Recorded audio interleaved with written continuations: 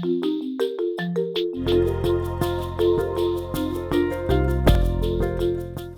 what's the main message you want your readers to take away from The Bully's Trap? Well, the bully's trap is geared for a wide audience. So it's to people who are bullied, to people who are associated with the bully, friends and family, to the bullies themselves, and to organizational leaders. And on the big takeaway is that, and Oscar Wilde had a great quote, and it was, the prisons need the Reformation, not the prisoners. And that's the real premise of the book, because I don't spend a lot of time in rehabilitating the bully, because I really question the efficacy of that. Bullies can change. I believe it's a learned behavior that can be unlearned. And leave that up to the psychologist to do. Leave that up to the psychologist to do. But people are products of their environment. So it's the environment you have to change. So I'm sure you've been following the Amazon story and the expose they did in the New York Times. If 25% of that is true, they've got a serious, serious problem. Yet the issue has not affected their growth and their enterprise value. Interesting, isn't it? Very interesting. Yeah. But that's fairly common in terms of if an organization goes after short-term results without a lot of regard to the longer term, they do see a bump, and it is rewarding. Right. Usually the CEO leaves before it blows up.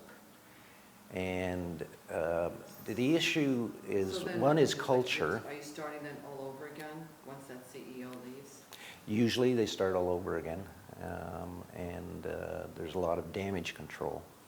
And it is very easy to ruin an organization, but it is very, very difficult to regain the trust so that there is a functioning, engaged, positive workforce.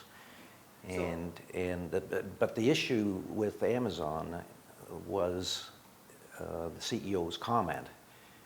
In response to it, his quote was, "That's not the Amazon I know." And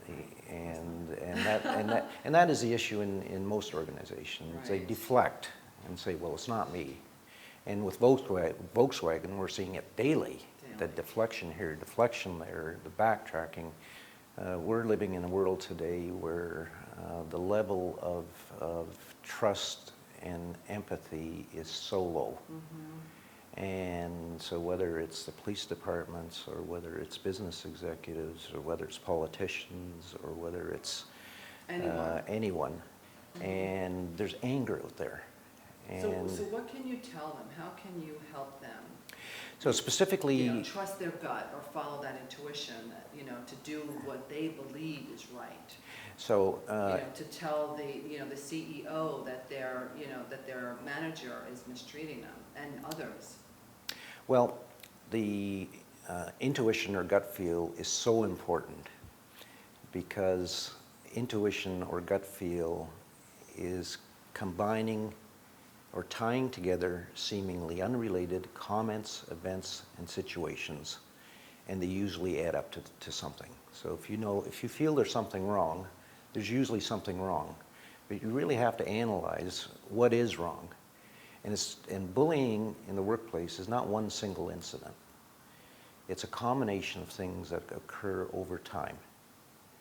And often, in most cases, people don't realize that they're being bullied until they're well into the situation, and it's too late. Bullies are masters of deflection, deception, manipulation, and they turn the victim into the villain. Right. Because the bullying does affect their health, it affects their attitude, and at some point there's a breaking point. And that's why I call the book The Bully's Trap, because all too often people fall into that. And fall into it too late. Without realizing, Because the bully has the ammunition to deal with you. So the first step I suggest to people, if you think something was wrong, there's likely something wrong. You really have to analyze what it is. The other even more important point is don't deal with it alone. And often people are shamed. There's a stigma attached. If I come forward, I'm being seen as weak.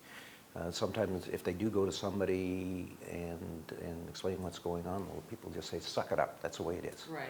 Mm-hmm. And so is it better to go to someone who's completely outside of the situation? Well, ideally, organizations should have someone that is trustworthy and neutral, and that should be human resources. Unfortunately, in 80% of the cases, human resources are part of the problem, not part of the solution.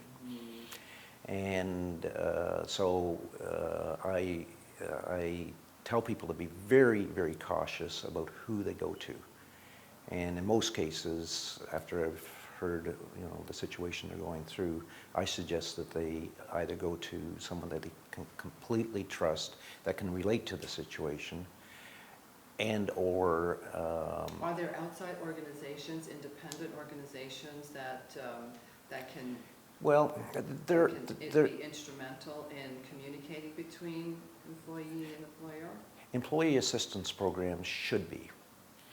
And the problem with employee assistance programs is in a toxic environment, people are afraid to go to them because they think that that's going to be a conduit to the organization.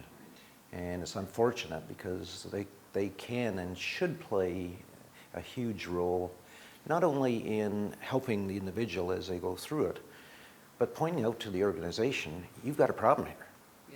And and they don't have to give names, but they can. I'm sure they'll probably most often find other employees that are also being mistreated.